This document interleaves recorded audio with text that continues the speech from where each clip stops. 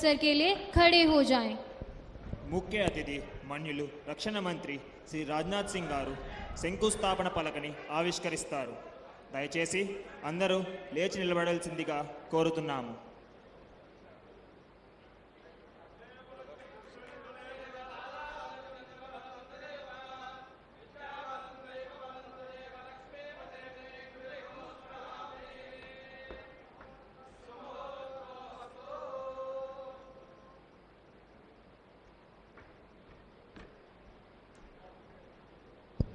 We request everyone to take your respective seats. దయచేసి అందరూ మీ స్థానాల్లో కూర్చోవలసిందిగా కోరుతున్నాము. अब मैं हमारे माननीय रक्षा मंत्री श्री राजनाथ सिंह जी से अनुरोध करती हूं कि वे सभा को संबोधित करें. ముఖ్య అతిథి మన్యులు రక్షణ మంత్రి రాజ్నాథ్ సింగ్ గారు సభని ఉద్దేశించి మాట్లాడిస్తారు.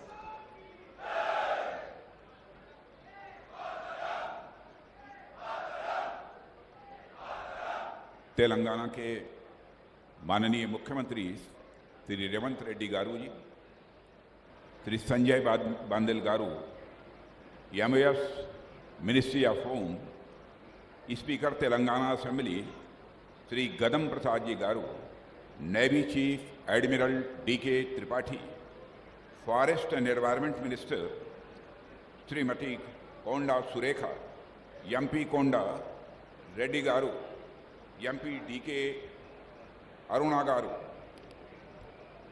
Vice admiral Rajesh Pendharkar, FOC in C, eastern naval command, MLA Shri Ram Mohan Reddy garu, MLA Shri Manohar Reddy garu, MLA Shri यादई टया garu, centre और स्टेट गवर्नमेंट के सारे ऑफिशियल्स और यहाँ पर मौजूद इस क्षेत्र के रहने वाले अन्य सभी सम्मानित बहनों एवं भाइयों, मुझे इस बात की प्रसन्नता है कि आज नेशनल इम्पॉर्टेंस के एक बहुत ही महत्वपूर्ण project very low frequency station का यहाँ पर शिलान्यास हो रहा है.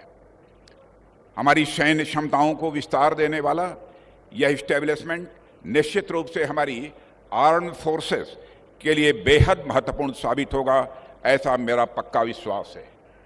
जब इतने महत्वपूर्ण प्रोजेक्ट का आज यहाँ पर शिलान्यास हो रहा है, वहीं आपको शायद इस बात की जानकारी होगी कि आज ही का दिन भारत के पूर्व राष्ट्रपति और भारत के माने जाने वैज्ञानिक अब्दुल कलाम साहब का आज जन्मदिन भी है. डॉक्टर कलाम साहब ने भारत के डिफेंस सेक्टर में जो महान योगदान दिया है, उसके प्रति हम आभार व्यक्त करते हैं और आज के अवसर पर हम उनकी स्मृति को नमन करते हैं. साथियों, इस वेरी लो फ्रिक्वेंसी स्टेशन के निर्माण से जुड़े सभी स्टेक होल्डर्स को भी मैं अपनी तरफ से हार्दिक बधाई देता हूं. इसके साथ ही मैं तेलंगाना सरकार का और विशेष रूप से तेलंगाना के माननीय मुख्यमंत्री श्री रेवंत रेड्डी जी का भी विशेष योगदान के लिए मैं तहे दिल आभार व्यक्त करता हूं. जैसा उन्होंने कहा कि राजनीति का मतलब ये नहीं है कि जो देश हित में काम हो उसे न किया जाए, और बड़े दिल के साथ उन्होंने इस काम को किया है. हम सभी जानते हैं राजनीति केवल सरकार बनाने के लिए नहीं की जाती है, राजनीति यदि की जाती है तो देश बनाने के लिए राजनीति की जाती है. शायद इसी भाव से उन्होंने सहज रूप से अपना पूरा सहयोग प्रदान किया है. साथियों, राजनीतिक दृष्टि से देखें तो तेलंगाना एक नया राज्य है, लेकिन भौगोलिक और ऐतिहासिक दृष्टिकोण से इसका इतिहास कई हजार वर्ष पुराना है.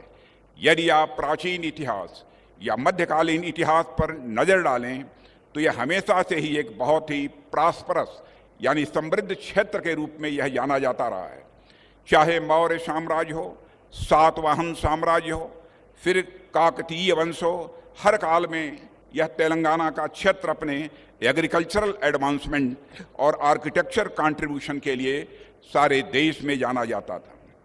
सिर्फ प्राचीन काल ही नहीं, बल्कि मैं मानता हूं कि आधुनिक काल में भी तेलंगाना राज्य राष्ट्र की प्रॉस्पेरिटी में, राष्ट्र की समृद्धि में अपना बहुत बड़ा योगदान देता रहा है. साथियों, प्राचीन काल से लेकर अब तक तेलंगाना की प्रॉस्पेरिटी के पीछे मैं सिर्फ और सिर्फ एक ही कारण देख पाता हूं, और वह है यहाँ के लोगों की कड़ी मेहनत, यहाँ के लोगों का कड़ा परिश्रम। मुझे कई मौक़ों पर तेलंगाना आने का अवसर मिलता रहता है और यहाँ के लोगों से बातचीत करने का भी अवसर मिलता रहता है। इसके अलावा रक्षा मंत्रालय में या फिर आर्म्ड फोर्सेस में भी तेलंगाना के कई अधिकारियों से मुझे बातचीत करने का समय समय पर अवसर मिलता रहता है। तो मैं उनमें एक चीज़ जरूर देखता हूँ, वह देखता हूँ उनकी हार्ड वर्किंग, उनकी कड़ी मेहनत।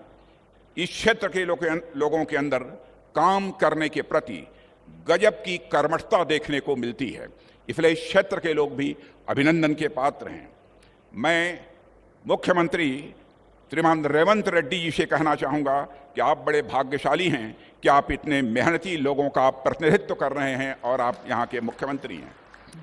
साथियों, जब यह वेरी लो फ्रिक्वेंसी स्टेशन अपने निर्माण के बाद यह काम करना प्रारंभ कर देगा, यानी जब फंक्शनल हो जाएगा, तो हमारे मैरीटाइम फोर्सेज के लिए अनेक दृष्टि से यह बहुत ही महत्वपूर्ण सिद्ध होगा। मेरी नज़र में इस प्रकार के हाई टेक इंफ्रास्ट्रक्चर सिर्फ एक मिलिट्री इस्टेब्लिशमेंट ही नहीं होते, बल्कि इनका स्ट्रेटजिक रोल, रणनीतिक भूमिका इन्हें नेशनल इम्पॉर्टेंस का स्वाभाविक रूप से दर्जा देती है। दुनिया के अनेक रक्षा विशेषज्ञों का यह मानना है कि जिस तरीके से वारफेयर के तरीके डायनेमिक हो रहे हैं, ऐसी परिस्थितियों में मैन एंड मशीन यानी मनुष्य और मशीन के बीच इफेक्टिव कोऑर्डिनेशन, प्रभावी समन्वय का यह होना यह अति आवश्यक होता जा रहा है। चाहे वह साधारण परिस्थिति हो या फिर असाधारण परिस्थिति, हर स्थिति में किसी भी कमांड सेंटर का उससे जुड़े हुए सभी लोगों के बीच इन्फॉर्मेशन के सीमलेस फ्लो का यह होना बहुत ज़रूरी है। और इस प्रकार के कम्युनिकेशन के लिए ऐसे सेंटर्स मैं मानता हूं कि बेहद इम्पॉर्टेंट होते हैं।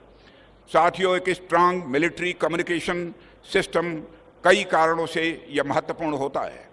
इफेक्टिव कम्युनिकेशन किसी भी कॉम्प्लेक्स ऑपरेशन के कोऑर्डिनेशन में यह बहुत ही आवश्यक हो जाता है, और यह मिशन में शामिल पर्सनल के रोल, रिस्पॉन्सिबिलिटी और उस मिशन के ऑब्जेक्टिव्स के प्रति उनकी अवेयरनेस, उनकी जागरूकता को यह लगातार बढ़ाता रहता है। एक क्लियर और सिक्योर कम्युनिकेशन चैनल न केवल टाइमली और इफेक्टिव डिसीजन मेकिंग में वह मदद करता है, बल्कि कमांड के ऑर्डर्स को फील्ड फॉर्मेशन तक पहुंचाने और सबऑर्डिनेट से फीडबैक प्राप्त करने के लिए भी यह एक महत्वपूर्ण माध्यम होता है। साथियों, दूसरी ओर जब सोल्जर्स अपने को पूरी तरह से इन्फॉर्म्ड और इंक्लूडेड पाते हैं, तो उनके मोरल और यूनिटी को बहुत ही बढ़ावा मिलता है। किसी भी युद्ध स्थल या ऑपरेशनल एनवायरनमेंट में यदि पूरी